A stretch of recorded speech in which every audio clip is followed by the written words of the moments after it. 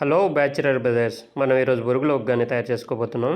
దానికి కావాల్సిన పదార్థాలు చూద్దాం. వాటర్, పప్పులు, టమోటో, పచ్చిమిరపకాయ, ఆనియన్, బొరుగులు, ఆయిల్ మరియు పోపు సామాను.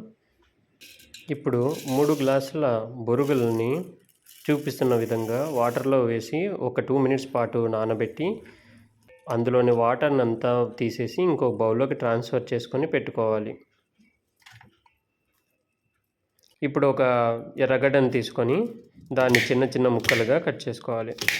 ఆ తర్వాత ఒక టమాటాని తీసుకొని దాన్ని కూడా చిన్న చిన్న ముక్కలుగా కట్ చేసుకోవాలి.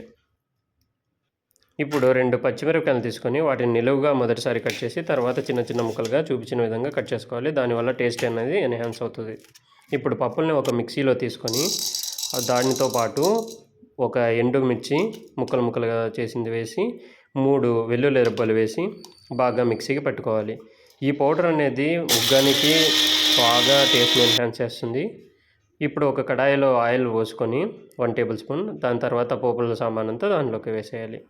మినపప్పు, శనగపప్పు, జీలకర్ర, పసుపు, ఉప్పు. ఇప్పుడు ఎర్రగడ్డలు వేసి దాని తర్వాత పచ్చిమిరపకాయలు వేసి బాగా ఫ్రై చేసుకోవాలి, గోల్డెన్ బ్రౌన్ వచ్చేంత వరకు. ఆ తర్వాత టమోటాను కూడా వేసి బాగా మగ్గించుకోవాలి.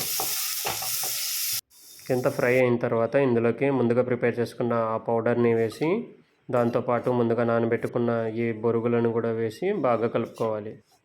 అంతే, ఎంతో రుచికరంగా ఉండే బొరుగుల ఉగ్గాని అనేది తయారైపోయింది.